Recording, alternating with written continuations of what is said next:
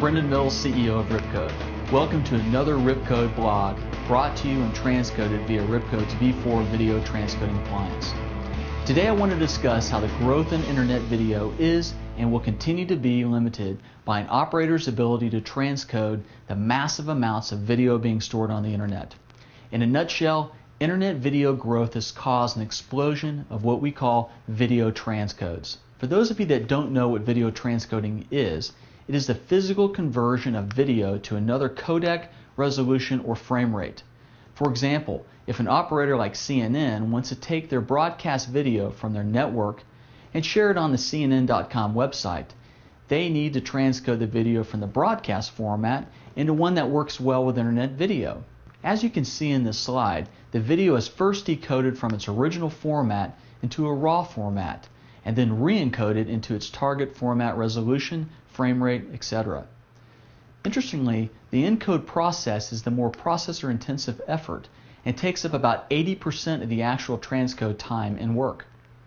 As internet and mobile phone video popularity continues to expand, the amount of transcode transactions is growing right along with it.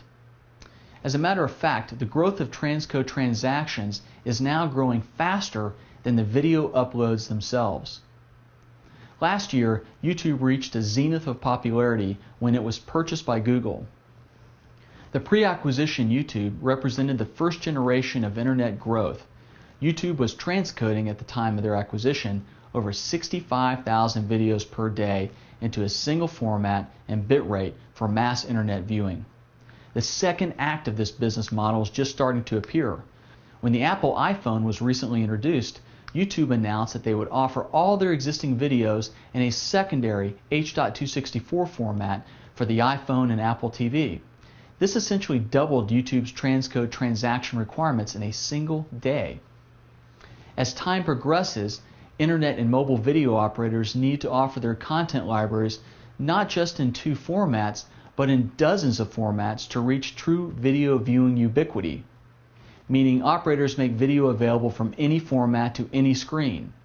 As this chart shows, to make a video library available to all mobile phones, mobile devices, set-top boxes, computer formats, and so on, the number of required video encodes could exceed as many as 30 separate versions.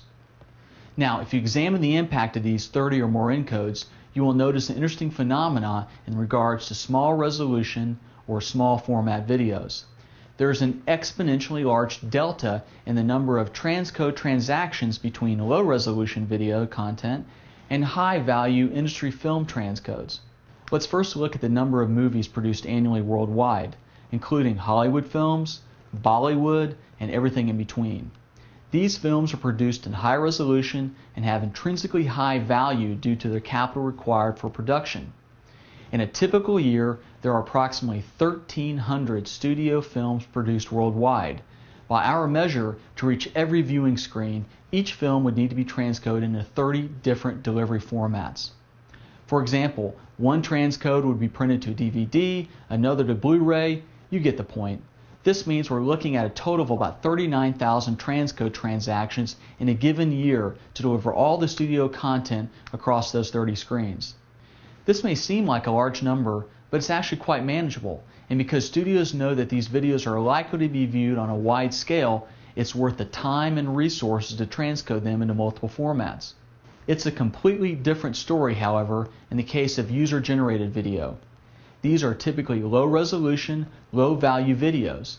However, there are a lot of them, and with the exception of a few big hits, the audience for most user-generated videos is pretty small. We estimate that there are approximately 500,000 videos uploaded to the internet each day. YouTube and MySpace have publicly stated that they each upload more than 65,000 videos per day. When you consider every other user-generated site, you can quickly justify that 500,000 total uploads per day is a realistic estimate. That would equal more than 182 million user-generated videos uploaded in a single year. Again, just like the studio content example, in order to reach viewing ubiquity, each of these videos would need to be transcoded approximately 30 times. This would require a total of 5.46 billion annual transcode transactions.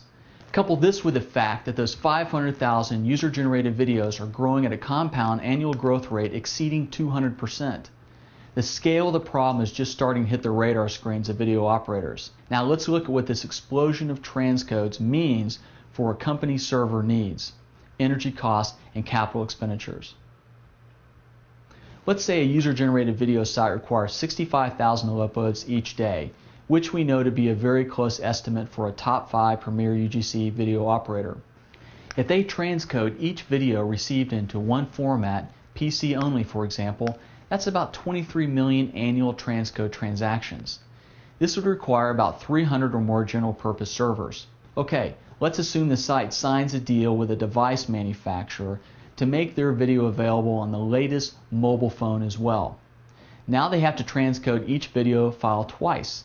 Now they're looking at approximately 47 million annual transcode transactions, which would require about 600 general purpose servers. But let's say that this site wants to reach viewing ubiquity, or at least get close.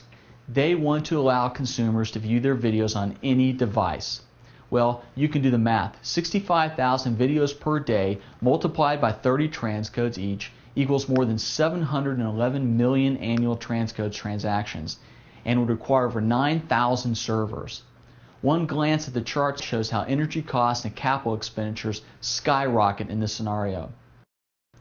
This is a serious problem for high-volume video sites such as broadcasters, syndicators, and user-generated content sites, and represents a very real barrier to continued growth. This is the very problem RipCode was designed to address. RipCode's video transcoding appliance effectively and efficiently repurposes video into multiple viewing formats. As you can see in this next illustration, one RipCode v4 can replace between 8 and 20 general purpose transcode servers. How can we do this?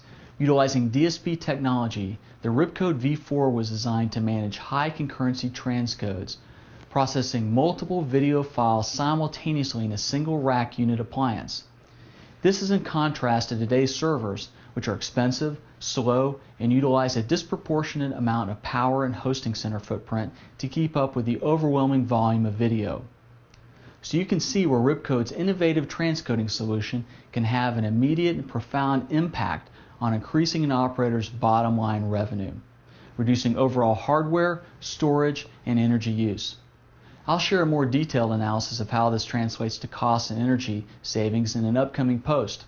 So that's a short story of what's happening with this explosion of transcode transactions. I could go on, and probably will as we get closer to launch. It's a difficult challenge, and we're excited to offer a real solution. If you haven't already, I encourage you to sign up for a launch alert email, subscribe to the RipCode blog, and join the conversation. We also want to hear from you, so feel free to leave a comment or send me an email. Thanks for watching.